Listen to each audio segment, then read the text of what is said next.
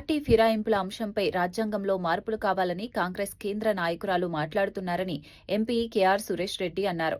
కానీ తెలంగాణలో మాత్రం కాంగ్రెస్ దీనికి విరుద్ధంగా వ్యవహరిస్తోందని విమర్శించారు. ఒక పార్టీ నుంచి గెలిచి మరో పార్టీ నుంచి పోటీ చేయటం ప్రజాస్వామ్యానికి విరుద్ధమన్నారు.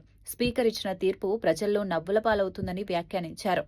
ఇలాంటి తీర్పులు ప్రజాస్వామ్యానికి మంచివి కావని అన్నారు. ఈ తీర్పుపై అన్ని అవకాశాలను ఉపయోగించి జ్యుడిషియల్ రివ్యూకు వెళ్తామని తెలిపారు. అవసరమైతే ఈ అంశాన్ని పార్లమెంట్లో కూడా ప్రస్తావిస్తామని స్పష్టం చేశారు. ఈ విషయంపై రాజకీయంగా మరింత పోరాటం కొనసాగిస్తామని చెప్పారు. కొన్ని కేసులైతే దాన్ని ఆంగ్లంలో అంటారు కదా, ఓపెన్ అండ్ షట్ కేసు అని.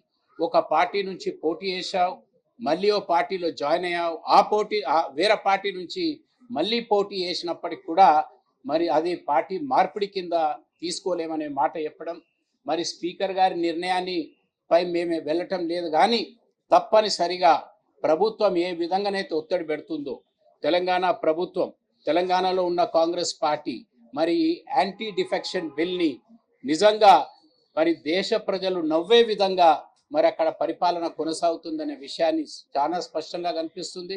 మరి ఈరోజు ఒక శాసనసభ్యుడు తన పార్టీ వదిలేసి వేరే పార్టీ నుంచి నిలబడి పోటీ చేసినా, లేకుంటే స్పష్టంగా వేరే పార్టీలో జాయిన్ అయినా, కండువాలు వేసుకున్నా మరి వాళ్ళు పార్టీ మార్పలేదనే మాట చెప్పడం నిజంగా ఇది ప్రజాస్వామ్యానికి, ప్రత్యేకంగా పార్లమెంటరీ డెమోక్రసీకి ఇది మంచి విషయం కాదని భావించాలి.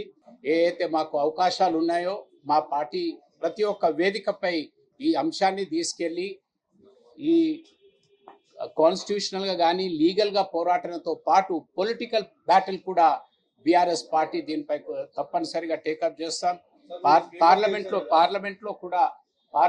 కూడా ఈ అంశాన్ని, ఎందుకంటే మొదటి నుంచి కూడా ప్రతి ఒక్క అంశంపై కేసీఆర్ గారు ఇచ్చిన ఆదేశాల మేరకు మేము ప్రతి సందర్భంలో ఈ యాంటీ డిఫెక్షన్ పై మాట్లాడడం జరుగుతుంది. యాంటీ డిఫెక్షన్ ని వాటర్ టైట్ చేయండి అంటే ఎక్కడ కూడా లొత్కులు లేకుండా మరి స్పష్టత తీసుకురావడానికి చట్టాల్లో మార్పులు తీసుకురావాలని గత 4-5 సంవత్సరాల నుంచి బీఆర్ఎస్ పార్టీ దీనిపై పార్లమెంట్లో కొనసాగుతూనే ఉంది. మా పోరాటన రేపు తప్పనిసరిగా చట్టాల్లో మార్పులు తీసుకొచ్చే విధంగా మా పార్టీ ముందు ఉంటుందనే విషయాన్ని మనం చూస్తున్నాం.